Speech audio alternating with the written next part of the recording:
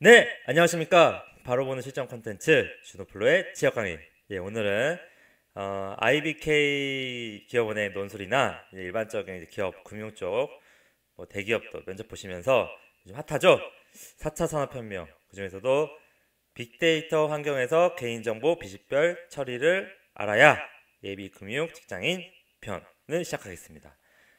보시면은 이제 빅데이터는 결국에는 이런 프라이버시랑 유제빌리티 예, 발음이 안 좋죠. 예, 유용성하고 이제 그 개인 정보에 대해서 항상 경합하는 부분이 있습니다. 그래서 이제 이런 상극을 좀 표현해 준 거고요. 자, 이제 시작해 보겠습니다. 네, 다 네이버 유튜브에서 준호 폴로 치시면 유튜브나 네이버 그 유튜브 라이스가 있고 친구 추가해 주시면 좋겠습니다. 특히 구독 이거는 올해 취업하시는 거 꼭 보시고요. 자, 목차는 도입 개인정보 비식별 가이드라인 결론입니다. 이 순서대로 강의를 하겠고요. 잘 따라오세요. 네, 처음은 일단은 공백으로 했는데 이 개인정보랑 이 빅데이터가 중요한 거를 좀 보여드리려고 이렇게 공백으로 했습니다. 여러분들은 비식별화가 뭐라고 생각하나요? 처음 들어보죠? 이 단어가 결국에는 이 빅데이터 산업이 이렇게 나오면서 죄송합니다. 나오게 된 단어인데 결국에는 이 개인 정보를 비식별화한다는 의미 이게 지금 빅데이터의 시대의 화두입니다. 왜냐면은 이거 사실 이 얘기를 하고 싶었어요. 결국에는 이 개인 정보가 때에 따라서는 나 그냥 내 개인 정보 노출돼 상관없어라고 하는데 그게 만약에 내가 재산이 만약에 10억 정도 있다고 해서요.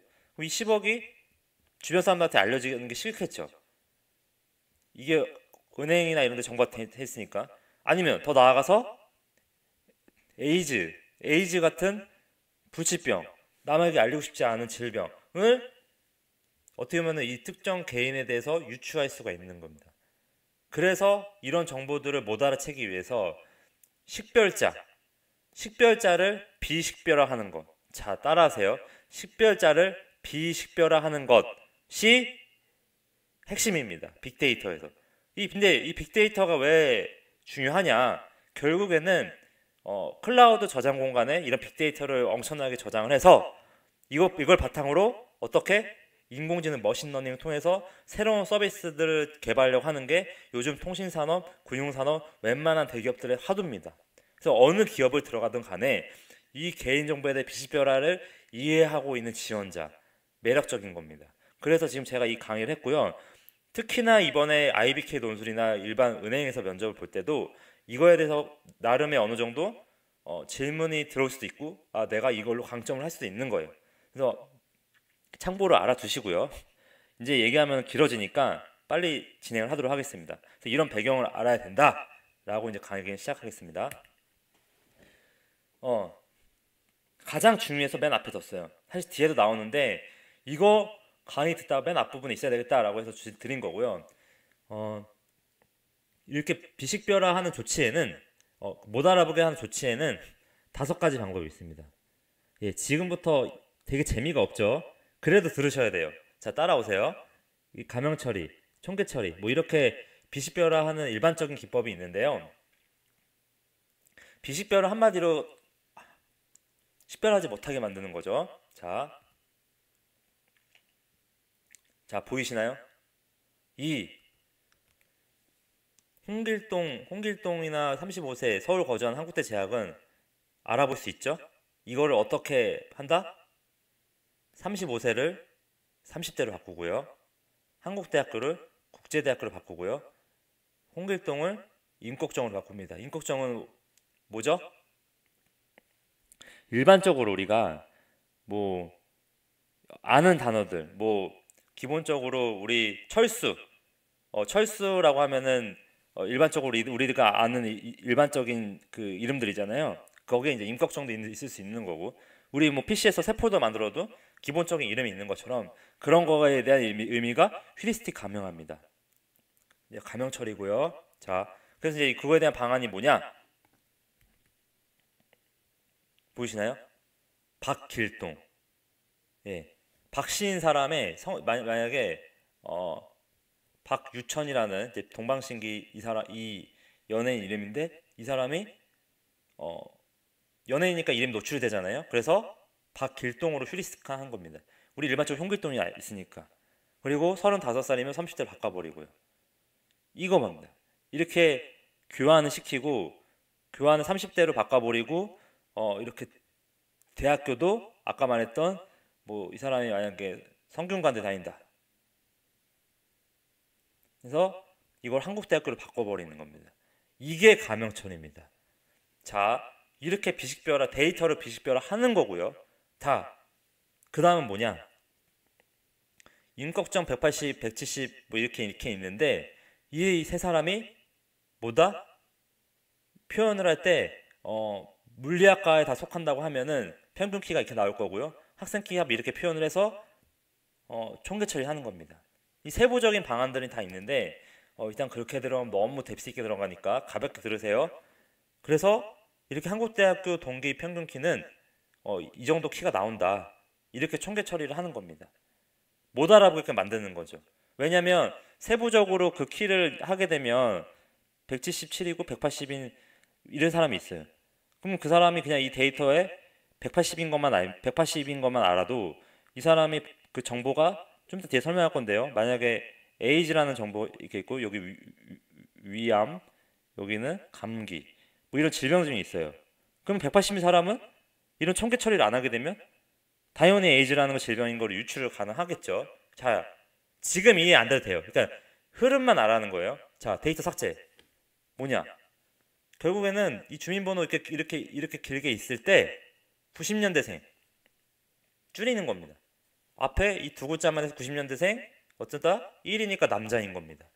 자, 그리고 뭐 학교 날짜 정보는 연 단위로 처리하는 거 보이시나요? 뭐 중요한 건 데이터 삭제니까 결국에는 이런 개인 그 주민번호가 있을 때 87년대생 남자로 표현하는 거 이게 데이터 삭제고요. 자, 그리고 데이터 범죄화는 뭐냐? 이렇게 홍길동이라는 사람이 있는데 35세예요. 이렇게 홍씨 그리고 뭐 이게 결국엔 감축이겠죠. 30대에서 40대는 범위 방법이겠고요. 자, 감출 수가 있는 겁니다. 자, 이렇게 범위 방법 감추기. 자, 그래서 따라오세요. 그리고 데이터 마스킹은 뭐냐? 자, 이렇게 땡땡 처리하는 거예요. 땡땡 처리. 보세요. 이 아스타 처리, 별표 처리하고 하면은 공백과 대체하는 방법이 되는 겁니다. 이게 데이터 마스킹입니다. 이렇게 중요한 개인정보, 이름이라든지 나이라든지 그 사람을 고유하게 식별할 수 있는 것들, 키라든지 이런 것들을 어떻게 한다? 이렇게 비식별 조치를 한다. 어떤 방법으로? 감형 처리, 총계 처리, 데이터 삭제, 데이터 범주화, 데이터 마스킹. 이 5가지 방법으로. 자, 처음인데 좀 무겁죠? 자, 바로 가보겠습니다. 자, 이제 이래서 왜 빅데이터라는 게 도입이 됐느냐? 결국에는 4차 산업혁명이라는 게 나타난 거고요. 제가 말했던 빅데이터나 IoT, 인공지능에서는 뭐 통신산업이든 금융산업이든 웬만한 대기업이든 뭐 대기업도 뭐 우리 일반적인 소매 기업들, 소매 기업이라 하긴 뭐하지만 그 백화점이랑 뭐 유통업들 있잖아요. 거기서도 모든 산업에서 이런 개인 정보들은 다 있습니다. 왜냐? 고객이 있기 때문에. 그 고객은 뭐다? 대고객이 있기 때문에 이런 정보를 활용하려는 움직임이 되게 많습니다. 그런데 그런 상황에서 나는 이런 개인정보에 대해서 이해를 하는 지원자 굉장히 중요한 겁니다. 4차 산업혁명 시대에. 자, 배포 치시고요. 이게 그 배경이고요. 자, 이제 추가로 설명을 드리면 해외 사례입니다. 외국 같은 경우는 뭐 EU나 일본, 미국 이렇게 있는데 이미 빅식별화 대한 이런 개인정보에 대한 조치 기준을 제시하고 있고 뭐 인명 가공 정보를 정의해서 나름 규제를 이렇게 완화한 데도 있고요. 일본은. 그리고 이미 인명화된 정보는 보호원칙이 적용되지 않음으로 해서 나름 이렇게 규제를 낮춰주고 있는 상황입니다. 모든 나라들은. 근데 우리나라들은 아직 이렇게 세밀화돼서 세밀하고 정밀하게 규정을 안 정해줬기 때문에 빅데이터 산업 발전이 정체되어 있는 겁니다. 최근의 흐름은 달라질 수도 있거든요. 그래서 이제 그거를 좀 주목하시고요. 그런 거 좀 잘 찾아보시고요. 근데 한국은 뭐냐? 이렇게 외국들이 세밀화되고 됐을 때 우리는 무조건 어떻게? 우리 무조건 뭐 어디 홈페이지 가입할 때 뭐예요? 정보 주체에서 별도로 동의를 받은 경우에만 개인정보 활용할 수 있게 됐잖아요. 이런 규제가 있기 때문에 우리는 아직 그 빅데이터 산업이 발전이 더딘 거거든요. 최근에 이게 좀 달라질 수 있어요. 이거 한번 찾아보시고요. 어쨌든 결국에는 우리나라는 지금 뭐 할 때마다 개인정보를 활용하게 되면은 각 그 동의를 계속 받아야 되기 때문에 그래서 빅데이터 산업이 정체돼 있다라는 거 핵심입니다. 자, 그래서 이런 사회적 요구가 빅데이터 산업 빨리 발전해서 일자리 많이 만들어내야 되는데 그러려면 뭐냐? 개인정보에 대해서 개념을 정확히 잡아야 되고요. 그리고 비시발 조치 기준이 명확히 제시돼 있지 않은 게 지금 현실입니다. 그래서 요즘에 이런 거에 대한 활동들을 굉장히 많이 전문가들이 하고 있을 거고 법률가들이 하고 있어요. 결국에는 뭐냐면 이런 개인정보를 활용했을 때 유출이 되면 그런 거예요. 저 같은 경우는 제가 만약에 자산이 뭐 5억 있고 제가 에이즈란 질병이 있어요. 그러면 그거 노출되고 싶겠어요? 그래서 그게 그런 사람이 한 사람이라도 있고 뭐 내가 만약 그런 사람이 아니더라도 하더라도 만약에 우리 5천만 국민 중에서 그런 사람이 컴플레인을 거는 순간 규제가 되는 겁니다. 그래서 이제 발전이 더뎌지는 겁니다. 자, 그래서 이런 것들에 대해서 좀 그 비시발 조치 가이드라인이 좀 세밀하게 정제될 필요가 있고요. 그 방안이 마련될 필요가 있는 거고요. 이제 그런 것들에 대한 이해를 계속 하셔야 되는 겁니다. 자, 예. 그래서 이제 뭐 박근혜 정부 때 이런 비시발 조치 가이드라인을 했고, 뭐 계속 법안하면서 발전하고 있다. 현재는 뭐 2017년도 10월에 또 이제 근데 개인정보에 대한 또 규제가 또 심각해졌어요. 그건 좀 인터넷 찾아서 해보세요. 자, 집중하시고요. 자, 이제 개인정보라는 건 뭐냐? 이겁니다. 앞에 이거 밑줄을 보세요. 결국 살아있는 거고요. 그리고 개인에 관련된 거고요. 그리고 정보에 대한 성격을 갖고 있고요. 개인을 알아볼 수 있는 정보가 되는 겁니다. 그리고 다른 정보와 쉽게 결합할 수가 있어야 되는 겁니다. 이 안에 내용들은 일시정지한 다음에 좀 보시고요. 결국에는 자, 따라하세요. 개인 정보는 식별자랑 속성자가 있습니다. 자, 그게 뭔지 더 설명해 드리겠습니다. 이제 가려서 잘 안 보이시는데 보세요. 식별자는 한마디로 내가 이런 정보만 있으면 상대방을 알 수 있는 정보입니다. 조금은 중요하게 자격증 시대는 좀 약간 애매한데 그래도 내가 이 사람의 생일이나 이런 걸 알면 이거 내 친구인데? 이거 내 여자친구인데? 여자친구 생일인데? 라는 거 알 수 있죠. 그런 것들 식별자입니다. 더 쉽게 얘기하면은 성명, 이름만 들으면 당연히 그 사람 누군지 알죠. 자, 자동차 번호 고유하죠. 신체 특별 정도, 뭐 이런 지문 같은 거 당연히 식별자입니다. 그럼 또 이런 거 뭐 IT적인 것들, 메일 주소, 개인을 구별할 수 있는 식별자, 이게 개인 정보입니다. 자, 개인 정보는 이런 식별자 플러스 속성자가 있는 겁니다. 그럼 이런 식별자도 있고 속성자는 뭐냐? 그 안에 속성들, 이런 거를 통합적으로 이렇게 했을 때 어떻게 이 사람을 유추할 수 있는 겁니다. 어떤 특정 개인을 유추할 수 있는 정보, 이런 게 속성자입니다. 보시면 뭐 나이나 그 사람이 어디 살고 있지 우편번호라든지 뭐 학교나 학과명, 이 두 가지 정보만 있으면 대충 이 지역 어떤 특정 뭐 수십만 건의 50만 건의 데이터에서 이 사람의 정보를 찾아낼 수 있거든요. 근데 그 50만 건 데이터 중에 뭐다? 이 사람이 에이즈이고 그리고 만약에 자산이 5억인 사람이다. 그럼 당연히 이 사람은 그걸 노출시키기 쉽지 않겠지만 이런 특정 속성 값들만 정보들을 다 취합을 하다 보면 좀 이따 뒤에서 예시를 들어드릴 텐데 그 사람인 거가 유추가 가능한 겁니다. 그렇기 때문에 개인정보를 비식별화 해야 되는 거예요. 유추가 가능하기 때문에 내가 에이즈이고 그리고 5억의 자산을 갖고 있는 거가 노출이 되니까 이런 이런 것들이 있다. 이런 특성들. 그리고 금융회사는 당연히 이런 신용 특성들이 가장 중요하겠죠. 예, 이런 것들을 노출하고 싶어 하진 않을 겁니다. 엄청난 자산가들을. 저 사람 돈 많아? 이러면 당연히 뭐 이런 되게 옆에서 막 좀 찐득이같이 붙는 사람들 많겠죠. 자, 그래서 이런 개인정보가 어디까지냐 도대체 판례를 갖고 왔습니다. 예전에는 휴대번호 뒷자리 4자리 같은 경우도 개인정보로 인식해요. 왜냐하면 우리 제 뒷번호만 해도 만약에 그 번호가 8899번이에요. 이 사람 이 뒷번호만 가지고도 이거는 누구누구야. 이거 내 친구 누구누구야. 뭐 물론 외우고 다니지 않겠지만 식별이 가능하다는 겁니다. 예, 무섭죠. 개인정보라는 게 무서운 겁니다. 그리고 배당 시점에서 고객의 전화번호 및 주소를 저장해 놓은 것들. 뭐 우리 자동으로 우리가 전화하면 바로 어디 사시죠? 이렇게 바로 답변 주잖아요. 그런 것도 개인을 식별할 수 있는 거기 때문에 이 사람이 이 고객이 여기 살고 있다라는 걸 식별할 수 있기 때문에 개인정보라는 겁니다. 이런 거는 당연히 개인정보, 당연히 아까 말했던 마스킹 처리, 이렇게 별표 처리하거나 이렇게 다른 제3자한테 제공을 할 때 이렇게 해서 보내주지 않고 만약에 그냥 줘버렸다. 그러면 깜빵 가는 겁니다. 자, 그래서 큰 흐름에서 이제 이해하세요. 이렇게 개인정보가 아까 말했던 삭제, 가명 처리, 총계 처리, 범주화, 마스킹 한 개 된 게 비식별화 조치고요. 알아보지 못하게. 자, 따라하세요. 다른 정보와 쉽게 결합하지 못하도록 하여 특정 개인을 알아볼 수 없도록 하는 일련의 조치를 비식별화라고 하는 겁니다. 자, 이렇게 해서 비식별화된 정보는 뭐다? 이렇게 비식별화돼서 임명화된 정보가 되고 이거를 각 기관들끼리 나눠서 유의미한 데이터를 인공지능으로 어떻게 서로 교류를 하면서 이게 4차 산업혁명의 기본 컨셉인 겁니다. 이렇게 비식별화된 데이터를 각 금융기관들, 뭐 보험사나 뭐 카드사나 뭐 일반적인 은행이나 뭐 통신사나 해서, 왜냐면 은행도 통신산업의 데이터를 알고 있으면 저 이득이 되고요. 통신사도 금융사의 정보를 알고 있으면 서로 결합해서 유의미한 데이터를 할 수 있겠죠. 고객을 많이 확보할 수 있는 서로 윈윈인 겁니다. 근데 이게 지금 아직은 왜 활성화가 안 되느냐? 왜?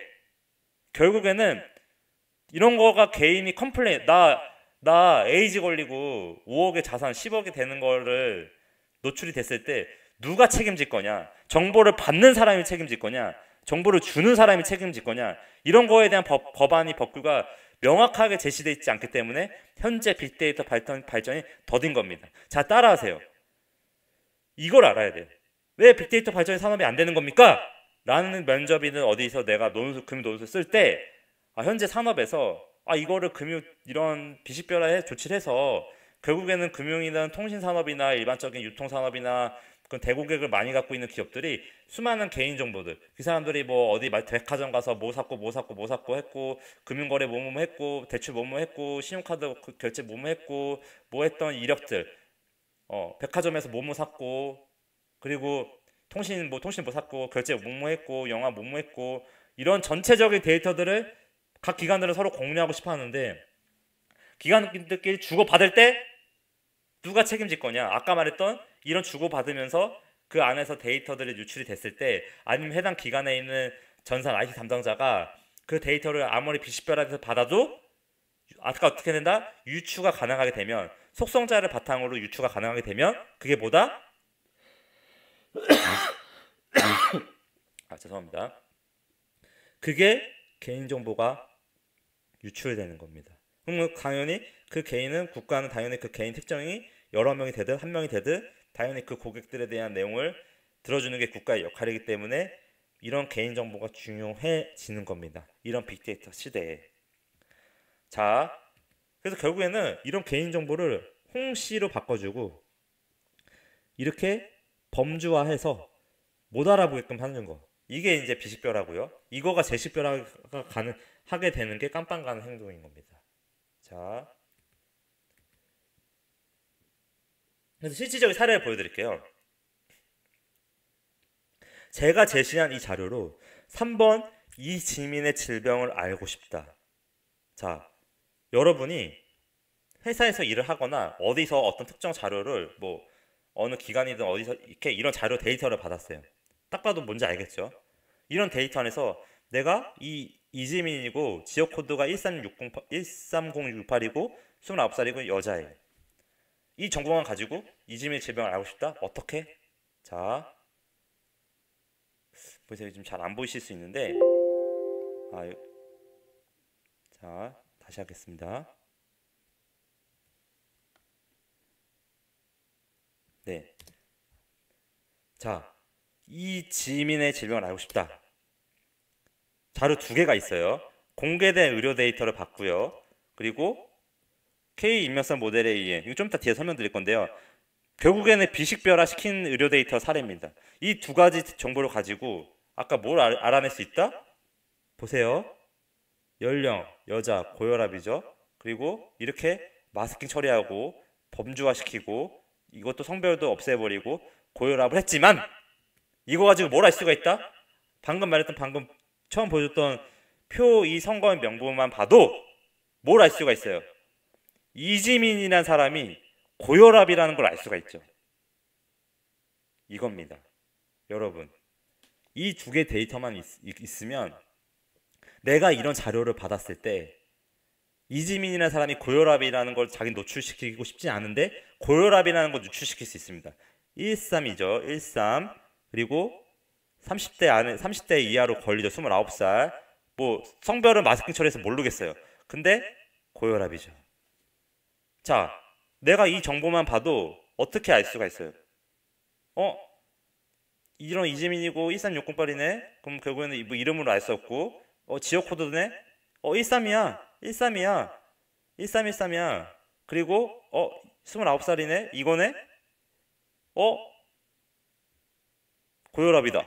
이게 유추가 되는 겁니다. 이 2개 자료만 있어도.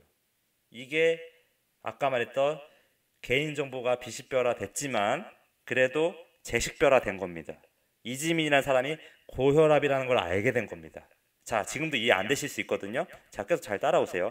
결국에는 이렇게 비식별화되는 방법은 뭐냐? 2가지 방법이 있는데 아까 말했던 일반적 기법, 뭐 제가 말했던 뭐 마스킹 처리라든지 뭐 총계 처리라든지 뭐 삭제 처리라든지 일반적인 아까 6가지 뒤에 또 말씀드릴 거예요. 이런 일반적 기법하고 프라이버시 보호 모델이라는 게 있습니다. 추론할 수 없게 만드는 거. 이거 2개에서 뒤에서 자세히 설명드리겠습니다. 이게 오늘 좀 핵심이에요.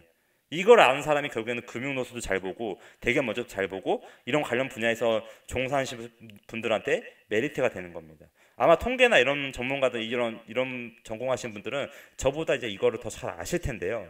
일단은 그래도 정리를 좀 해보시라는 겁니다. 결국에는 비식별화라는 거는 못 알아보게 하는 거고 기본 원칙은 아까 말했던 식별자를 제거한다든지 이런 추론 반지, 프라이머시 모델 준수해서 추론이 못하게끔 하는 겁니다. 아까 이지민이 고혈압인 걸 못 알아내게끔 하는 게 추론 방지인 겁니다. 자, 그래서 따라오세요. 자, 그래서 이제 이런 일반적 기법, 아까 제가 중요해서 처음부터 해드린 거예요. 이거 6가지 방법이 있는 겁니다. 이제 아까 제가 설명드렸으니까 이해하시겠죠, 당연히. 이런 방법을 할 수가 있는 거고요. 다시 이제 사례를 보시면 이해가 되실 거예요. 비식별화의 하는 방법은 이런 방법으로 가능하다. 이게 첫 번째 방법이고 이게 일반적인 방법이고 개인 식별 요소, 식별자, 개인 정보, 아까 말했던 식별자 속성자 중에서 개인을 식별할 수 있는 고유한 정보들을 이렇게 삭제할 수 있는 방법에는 몇 가지가 있다? 5가지가 있는 겁니다. 그러면 내가 어디 뭐 금융권이든 논술을 쓰던 간에 이제 이렇게 비식별화하는 방법에는 5가지가 있는데 가명 처리한다든지 총계 처리한다든지 데이터 삭제한다든지 데이터 범죄하든지 데이터 마스킹. 그러니까 IT 하거나 금융에 일반적으로 산업에서 종사하시려는 분들은 앞으로 이거에 대해서 나름의 암기를 해서라도 논술이나 이런 거 볼 때 개인 정보는 요즘에 이런 걸로 개인 식별자를 삭제할 수 있다라는 걸 해야 되는 겁니다. 앞으로는 그거 못하면 논술에서 떨어지는 거예요. 제가 좀 이따가 IT 관련된 그 IBK 시험 IT 전공하시는 분들을 위해서 어떤 핵심 키워드 자꾸 준비해야 되는지 뭐 그런 거를 제가 강의를 해드릴 거거든요. 결국에는 변별할 수 있는 문제가 딱 그거밖에 없습니다. 이제 그건 좀 이따 번외를 하고요. 자, 이런 거가 일반적인 방법이다. 이런 거를 세부 기술적으로 뭐 인터넷 검색에 찾아보시고요. 이런 거 5가지 방법을 할 수가 있고, 자, 이제 집중하셔야 돼요. 이렇게 해서 개인정보를 아까 비식별화 조치를 해도 마스킹 처리하고 막 이렇게 5가지 방법을 해도 어떻게 추론을 가능한 겁니다. 아까 말했던 김지민이었나? 그분이 고혈압인 거 유추가 할 수 있기 때문에 뭘 해야 된다? 임명성 조치 따라하세요. K 임명성, 그리고 L 다양성, T 금적성 이거를 해야 됩니다. 순서입니다. 이 프라이버시 보호 모델에서는 유출을 못하게 김지민이 고혈압인 거 모르고 제가 에이즈 걸렸다, 저 에이즈 걸린 거 아니에요. 에이즈 걸릴 때 5억의 자산을 가지고 있다라는 거를 모르게 어떤 기법을 써야 된다? K 임명성, 다양성 KT 근접성. 이거 뒤에 예시를 들 건데요. 이런 세 가지 방법론을 써서 어떻게 재식별화를 못하게 하는 게 개인정보 핵심인 겁니다. 개인정보 보호라는 거는 빅데이터 산업에서 개인정보를 활용할 수 있는 게 주요 핵심인데, 개인정보를 잘 활용하는 게 어떤 대기업의 어떤 숙명이거든요. 공공기관이나 금융업들의. 거기서 핵심이 뭐다? K 익명성, L 다양성, T 금적성을 하는 거. 지금 더 다른 논문이나 이런 거 보시면 더 추가적인 방법이 나올 수 있어요. 요즘에 이런 거를 출원 못하게 하는 기술이 전문가가 하는 겁니다. 그런 걸 못하게 하는 기술을 찾아내는 게 빅데이터 산업에서의 전문가인 겁니다. 그 방법의 순서는 1번, 2번, 3번이 있는 겁니다. 어떻게? 출원을 못하게. 이 특정 개인이 에이지거나 자산 5억을 가진 걸 출원 못하게 하는 방법이 이 세 가지가 있는데요. 이것만 봐서 이거 정제해놓고 나중에 따로 보시고요. 이것만 가지고 이해가 안 돼요. 바로 뒤에 설명을 드릴게요. 자, 결국에는 제가 말했던 K 익명성 첫 번째 순서예요. K 익명성하고 L 다양성하고 T 금적성, 이 순서대로 못 알아보게끔 해야 되는 겁니다. 여기서 노출되면 L 다양성을 해서 또 더 유추가 안 되게끔 하는 거고요. 또 이것만 해줘도 유추가 되면 T 근접성을 못하게 하는 겁니다. 이게 마지막 단계인 겁니다. 자, 그래서 K 익명성 이해하려면 뭐냐? 개인 식별할 수 있는 속성들, 뭐 이런 식별자에 대해서 이해를 하셔야 되고요. 거기에 뭐가 있다? 주민번호, 전화번호, 이메일, 이름, 계좌번호, MRI, 사진, 유전자 정보. 아까 앞에 말씀드렸죠. 이 정보만 있어도 뭐다? 그 사람인 거 알아챌 수 있어요? 없어요? 누구든지 알 수 있습니다. 자, 이게 따라하세요. 이게 식별자이자 개인정보입니다. 자, 다음은 준식별자인데요. 아까 전에 말했던 속성자입니다. 자, 자체로는 식별자가 아니지만 다른 데이터와 결합을 통해 특정 개인을 간접적으로 추론하는 데 사용할 수 있는 속성들 발표 주세요. 이런 정보들 가지고 어떤 사람을 찾아낼 수가 있어요. 좀 이따가 뒤에서 설명을 드릴게요. 결국 거주하는 도시나 몸무게, 혈액형만 알아도 내가 아는 사람이 저 사람인데 내가 이 지역에 사는데, 그럼 이 사람은 만약에 남양주 살아요. 근데 이 사람, 내가 아는 사람들 중에 남양주 사는 사람이 있고, 그 사람이 만약에 30대고 그리고 혈액형도 이거고 몸무게 이거고 그리고 직업도 이거고, 이런 걸로 내가 그 아까 말했던 데이터만 봐도 이 사람이 뭐다? 에이즈 걸렸거나 5억인 걸 알 수 있는 거예요. 제가 계속 에이즈랑 5억 왜 말하냐면 민감 정보라는 거예요. 제가 자산 5억 있고 에이즈 걸린 거를 누구한테 알려주고 싶나요? 그래서 계속 말하는 겁니다. 개인정보는 그게 중요한 겁니다. 이런 게 노출되면은 얼마나 부끄럽겠어요. 맞죠? 그런 것 때문에 개인정보가 중요하고 이게 빅데이터 발전을 더디게 하는 겁니다. 자, 이런 민감 정보도 있고요. 뭐 변명, 카드 정보, 막 카드 결제, 이런 민감 정보도 일단 참고로 알고 계세요. 이런 준식별자, 속성자들이 변형 조작의 대상이 됩니다. 어떻게? K 익명성이나 L 다양성이나 T 금적성을 할 때. 자, 따라오세요. 그래서 K 익명성을 이해하려면 어떻게 되느냐? 결국에는 이런 환자 의료정보 연구 목적으로 개인정보 포리, 개인정보보호 처리를 위해서 선명 속성을 삭제 배포를 합니다. 결국에는 이런 준식별자가 있고 식별자가 있는데, 이런 거를 어떤 특정 통계기관에 보내기 전에 이런 중요한 식별자, 이름 같은 거 다 삭제하고 이런 정보만 보내주는 겁니다. 근데요, 이렇게 삭제를 하고 보내게 되더라도 뭘 할 수가 있다? 자, 따라하세요. 준식별자, 연령, 성별, 우편번호 통해서 연결 권고기라는 걸 통해서 유출을 할 수가 있는 겁니다. 자, 여기서 준식별자들의 조합, 연령, 성별, 우편번호 등 조합을 통해서 개인 추론 가능한 공격, 이게 연결 공격입니다. 자, 제가 만약에 이런 데이터를 받았어요. 자, 보세요. 연령, 성별, 우편번호, 연령, 성별, 우편번호만 가지고 뭘 알 수가 있어요? 세찬이라는 사람이 기관지염인 걸 알 수가 있습니다. 자, 준식별자만으로. 그래서 뭘 한다? K 익명성이나 라는 걸 하는 겁니다. 결국에는 준식별자 연령을 이렇게 31세에서 37세를 변경하는 겁니다. 자, 보세요. 이 세찬이라는 데이터를 어떻게 했어요? 세찬이랑 기정이라는 데이터를 이거 갖다가 이 사람이 아까 기간지염이라는 걸 알 수 있으니까 뭘 어떻게 했어요? 31세부터 37세까지 범주화한 겁니다. 데이터를 범주화해서 이 37세 이 두 가지 데이터를 이렇게 표현해 준 겁니다. 이게 이 준식별자를 뭐 한 거다? K 임명성 한 겁니다. 이런 방법론을 사용해서 범주화라는 방법론 사용을 해서 이 데이터만 가지고는 뭐다? 세찬이가 기간지염이라는 건 모르죠. 분명히 봐봐요. 여기서는 이 사람이 기간지염이고요. 이 사람은 감기인 겁니다. 그럼 당연히 데이터를 이렇게 범주화를 시켜버리면 이 37살, 31살부터 37살까지의 이 두 사람이 걸리죠. 그쵸? 그래서 이 사람은 기정은 감기고 세찬은 기간지염입니다. 그럼 여기서 이 정보만으로 아까 어떻게 이 세찬이란 이 정보를 받았을 때 세찬이가 기간지염인 거 알 수 있어요? 없어요? 모르는 겁니다. 이게 뭐다? K 임명성입니다. 따라하세요. K 임명성. 개인을 유출 못하게 하는 방법입니다. 어떻게? 준식별자, 속성자들을 가지고. 모르잖아요. 이 정보 가지고 어떻게 세찬이 알 수 있죠? 감기고 기간지 둘 중에 하나인데 찍을 수도 50% 확률이죠. 50% 확률은 개인정보 노출돼서 볼 수 없는 거죠. 자, 근데 그럼에도 불구하고 L 다양성이라 하는 겁니다. K 임명성만 하더라도 K 임명성은 동지성 공부에 취약하다고 했죠. 결국에는 K 임명성을 하더라도 유추가 될 가능성이 있으면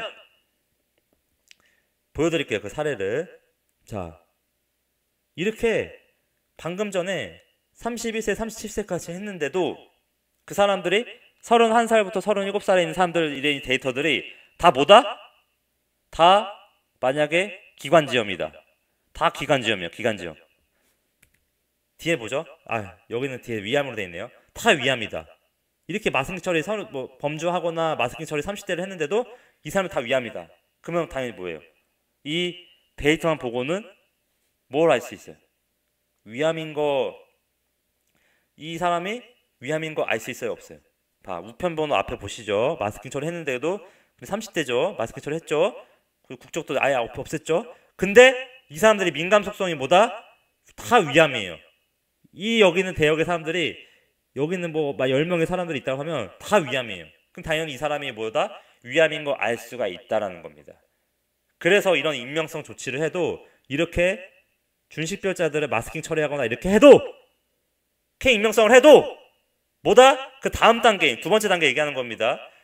이렇게 위암인 거가 유추가 가능한 상황에서는 뭘 해야 된다? L 다양성을 해야 되는 겁니다. L 다양성은 뭐냐? 자, 읽어보세요. L 다양성은 각 블록이 적어도 L개의 다양한 민감 정도를 갖고 있어야 하는 조건을 만족해야 됩니다. 자, 민감 속성. 아까 말했던 SA라 그랬죠. 이런 민감 속성을 가지고 있어야 될 조건을 만족해야 되는 거고요. 결국에는 이런 민감 속성들을 어떻게 한다? 아까 다 위암인 것들을 이렇게 하는 겁니다. 이렇게 하게 되면은 광현은 기관지염이나 감기, 위암 중에 한 개의 질병을 앓고 있는 거로 되는 거죠. 그럼 결국에는 위암인 거를 유추 못하게 되는 거죠. 뭐를? 민감 속성을. 자, 따라하세요. L 다양성은 K 임명성을 통해서 유추가 가능한 상황에서 한 번 더 유추를 못하게끔 데이터를 뭐 하는 거다? 변경시키는 작업인데 거기서도 어떤 속성들을? 민감 정보들을 어떻게 한다? 이렇게 인위적으로 바꿔버린다. 이걸 민감 정보를 바꿔버려도 결국 뭐다? 이 데이터들을 활용해서 빅데이터를 다른 회사들 여러 가지 기관들 정보를 결합해서 활용할 수가 있는 겁니다. 근데도 이렇게 했는데도 유추가 가능하면 뭐다? T 금조성인 겁니다. 별표 치세요. 어렵죠? 약간 대학교 좀에서 수업 이런 관련 전공인 분들만 수업 들으는 내용일 것 같은데 저는 약간 교양을 했어요. 제가 이제 스터디 리더하면서 발표를 했던 과제인데 좀 도움이 될 것 같아서 이제 준비한 거고요. 자, 그러면 이런 T 금적성, 자 여러분, 결국에는 이 T 금적성은 지금 L 다양성도에서도 또 유출이 된다. K 임명성하고 또 L 다양성하고 또 T 금적성까지 가려면 L 다양성에서 또 유출이 되는 거예요. 자, 어떻게 할 수 있을까요? 이렇게 질병을 다 바꿔놨는데도 뭐야, 다 위 관련된 질병인 거예요.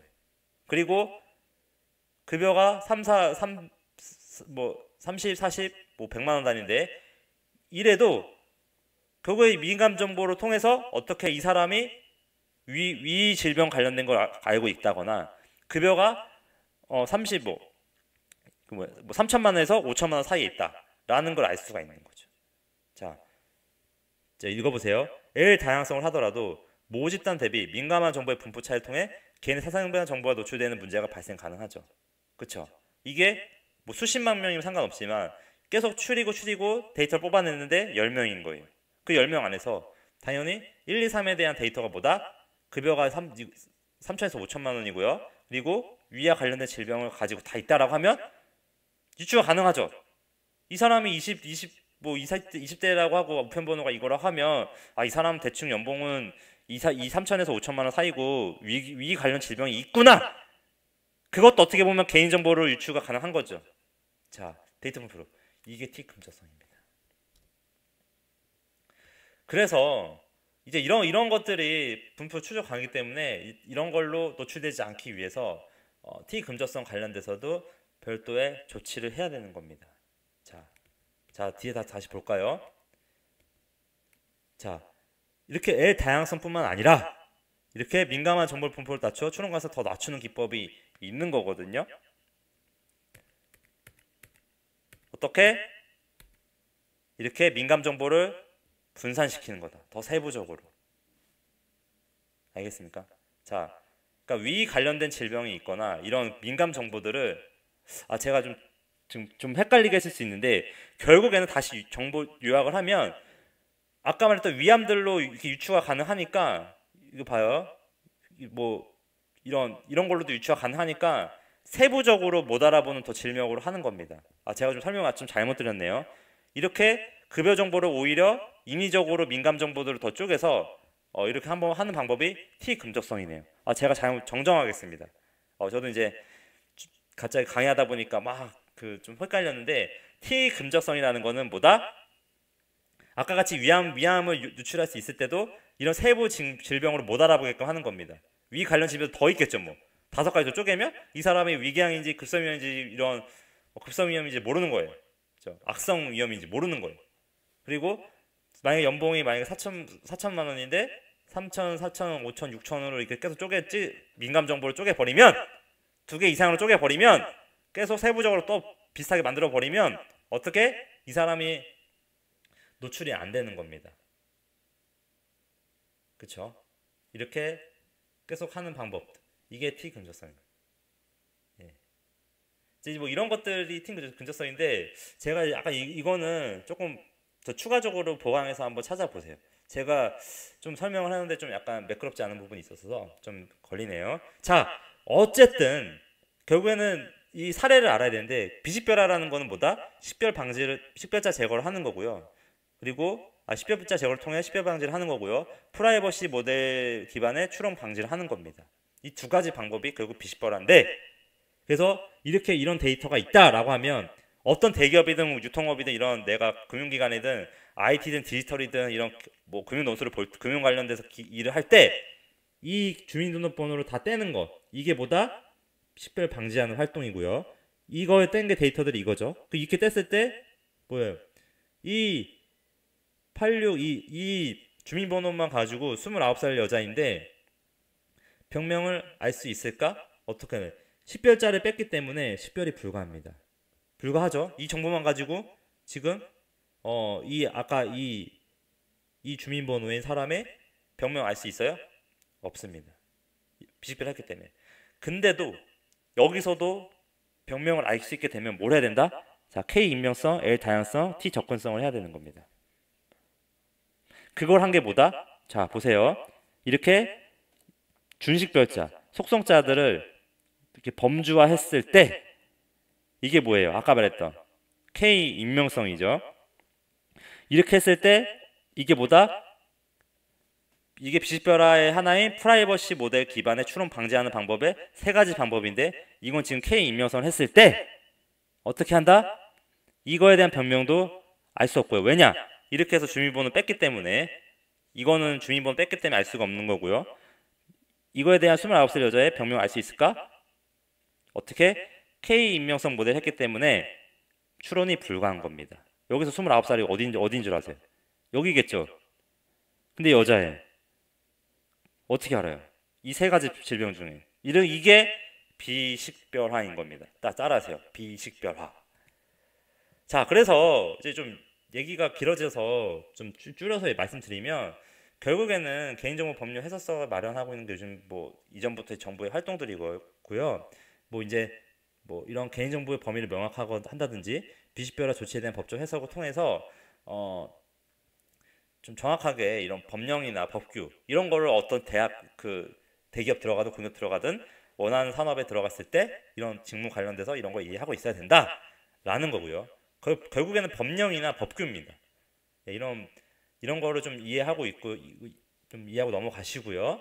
자, 그래서 이것도 나중에 이제 일시정지에서 보세요. 이거는 네, 여기서 되게 중요한 거는 빨간색으로 밑줄 찐 것들입니다. 임시대책키를 부여해서 기관들끼리 교환을 한다. 이제 이걸 뒤에서 설명드릴게요. 자, 여러분, 이 A 신용카드사랑 B 통신사랑 전산에 IT에 이 수십만 건, 몇십만 건의 데이터도 이런 게 있는데, 자, 별표 치세요. 임시대책키. 자, 이 기관이랑 임시대책키. 이런 거를 서로 데이터를 맞춰서 어떻게 한다?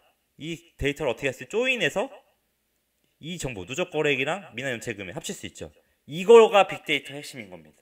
이게 지금 통신사랑 신용카드사, 금융사들이 서로 데이터를 주고받을 수 있는 이런 개인정보를 주고받음으로써 어떻게 고객의 페인 포인트를 해결해 줄 수 있는 그런 이런 4차 산업 핀테크 시대에 금융회사는 이런 핀테크 시대에 이런 임시대책을 통해서 더 고객의 서비스를 양질의 그런 빅데이터를 활용해서 머신러닝을 통해 양질의 서비스 제공하기 위한 이게 전략인 겁니다. 이게 IBK 기업인의 논술이든 면접이든 디지털 관련 직무든 IT든 이런 거를 이해하고 있어야 마지막에 뭐다?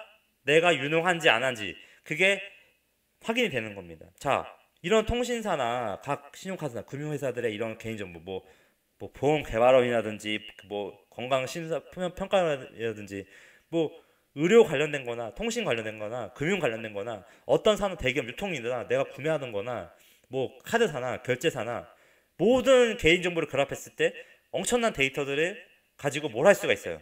인공지능 머신러닝 가지고 유의미하다. 따라하세요. 유의미한 경영 전략이라든지 어떤 고객 서비스를 제공할 수 있겠어요? 없겠어요? 그렇기 때문에 중요한 거고요. 그런 각 기관들이 데이터들을 서로 교환하기 위해서 뭘 해야 되느냐? 임시 대책키를 사용해야 되는 겁니다. 뭐냐? 두 개를 같이 결합하기 위해서 데이터별로 이렇게 연결을 시켜야 되는데 그 기준이 되는 게 뭐다? 이게 조인이라고 한대요. IP적으로. 조인했을 때 이런 데이터들이 나온다. 이거를 카드사가 통신사한테 받아서 이 데이터를 받아서 이 데이터를 활용하는 겁니다. 통신사도 이걸 받아서 이렇게 활용하는 거고요. 더 데이터들이 많겠죠. 자, 집중하세요. 자, 그래서 이제 이렇게 결합에 대한 논의하고 좀 들어온데요. 결국에는 이런 각 대기업들 담당자들끼리 서로 만나가지고 서로 이렇게 교환 저희 A 신용카드사의 누적거래 것과 B 통신사의 미납연체금에 결합하여 마케팅 활용하고 싶습니다. 그래서 결합, DB 이용 목적 인시대책이 생성 방법, 비식별 조치 방법들을 구체적으로 논의해 봅시다. 이게 이제 각 이제 회사의 IT 담당자나 그 영업 실무자들이 이제 이런 얘기를 하게 되는 게 빅데이터 시대이고 4차 산업혁명 시대에서 앞으로 다가올 모습일 겁니다. 그래서 어느 대기업이든 유통업이든 이런 데 지원했을 때 이거에 대해서 이해하고 있다는 듯한 느낌. 트렌드를 빨리 이거 4차 산업혁명에서 취업하려면 이런 걸 알고 있어야 되는 거예요. 자, 그래서 이제 이런 결합 DB 이용 목적 구체적 협의를 해야 되고요. 데이터 활용도를 높일 수 있는 비식별 조치 기법도 논의해야 되고요.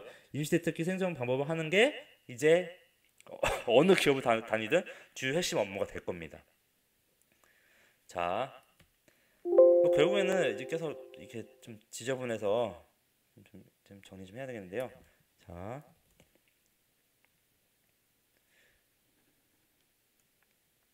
네, 결국에는 자 임시대책기 생성할 때는 이렇게 주민번호라든지 뭐 주요 주민등록 정보를 어떻게 해야 돼요? 삭제를 해야 되는 거고요.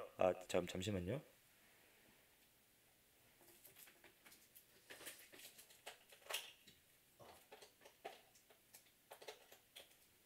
이제 노트북이 꺼지려고 그래서 죄송합니다. 자, 그래서 이런 임시대책키 생성할 때 유의사항은 뭐냐? 이런 첫 번째 세 가지 방법이 있다. 결국에는 임시대책키는 정보 주체를 유일하게 구별할 수 있어야 되고 이렇게 할 수 있어야 된다 라는 겁니다. 뭐 이런 IT적인 거니까 IT 하는 분들은 보세요. 뭐 결국에는 이렇게 전화번호나 이렇게 두 가지 이름이나 전화번호 결합한 거라든지 해서 키 생성 알고리즘을 통해서 이렇게 임시대책키를 만드는 거고요. 그리고 주민번호는 할 수 없다 그랬죠, 방금 전에. 주민번호는 안 된다, 활용할 수 없다. 주민번호는 이렇게 알고리즘에서 임시대책키로 전환해도 다른 기관하고 할 때 주민번호를 분명히 알고리즘 통해서 이렇게 임시대책키를 만들면 안 된다는 겁니다. 이 두 가지 이렇게 결합해서는 되는데, 왜냐? 중요하니까. 이거 중요한 거예요. 이거 다 이해하고 있어야 돼요. 별표 치세요, 별표. 뭐 이제 이렇게 해서 비식별 정보를 재식별하게 돼서 이용하거나 제3자한테 제공하게 되면 엄청나죠. 이렇게 형사처벌 받게 되고요. 그리고 비식별 정보가 게시표된 경우에도 파기하지 않고 보관하는 경우에도 과태료를 붙게 됩니다. 이래서 이제 기업들이 이것 때문에 지금 빅데이터 산업이 발전 못하고 있는 겁니다. 주는 데서 이거 책임질 거냐, 받는 데서 책임질 거냐. 중간 단계에서 비식별, 재식별화 됐을 때 내가 에이지인 걸 알고 내가 5억의 자산을 갖고 있는 걸 알게 되면은 개인정보법 위반인데 그때 5천만 원 이상의 EI 벌금이나 5년 이하의 징역 받고 과태료를 받는데 누가 책임질 거냐. 이게 핵심인 겁니다. 자, 그래서 주요 1, 2, 3, 4단계에서 중요한 건 이런 겁니다. 통계 작성 학술 연구의 목적이면 1단계, 2단계, 4단계로 바로 3단계 없이 넘어갑니다.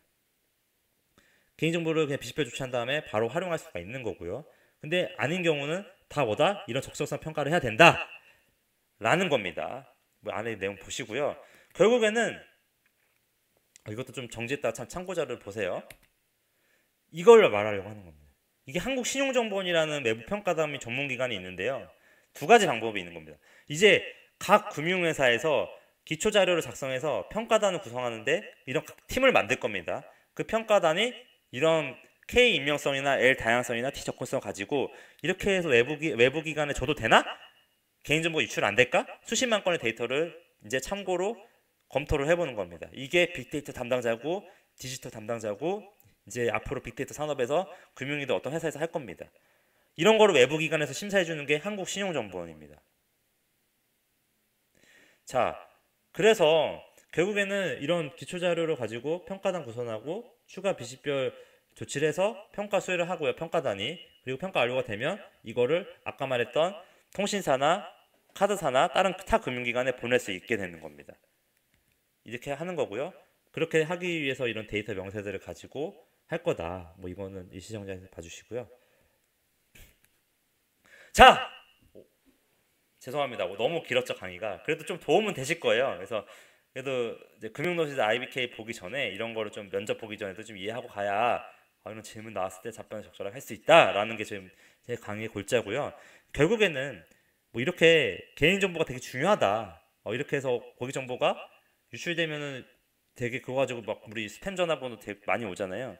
그래서 이런 정보는 비식별 조치하시고 소비자 동의 없이 자유롭게 사용하세요. 거래 자유롭게 하지만 결국에는 유출해서 누가 책임질 거냐? 주는 쪽이 책임지냐? 받는 쪽이 책임질 거냐? 이거거든요. 아까 말했을 때 에이지나 내 자산 정보가 노출됐을 때 5억인 게.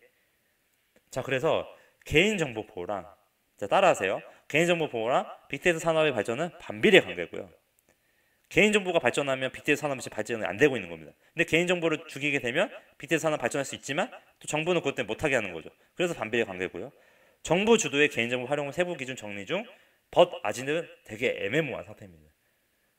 누가 책임질 거냐 결국에는. 그래서 따라서 기업들은 개인정보보호법 위반 리스크로 빅데이터 산업 성장의 동력이 약화된 상태지만 그래도 정부가 일자리 창출이나 새로운 4차 산업혁명 때문에 독려를 하고 있다. 그런 환경이고요. 현황 회원항을 다시 한번 찾아보세요. 자, 그래서 앞으로는 배포치세요 이거. 개인정보 활용에 대한 법이 더 완화되면 신용정보기관을 통한 임시대책 활용으로 금융기관, 통신사, 보험사, 의료기관 데이터 결합 활동이 활성화될 것으로 보인다.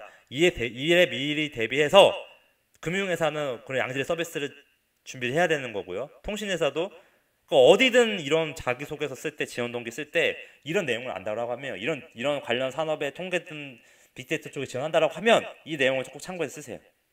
그러면 분명히 도움 될 겁니다. 자, 이제 강의를 마치고요. 챕터 시는 보시고 네이버 유튜브에서 준호프로 검색을 쳐보세요. 네, 이거는 강의고요. 네, 이상 마치겠습니다. 네, 감사합니다.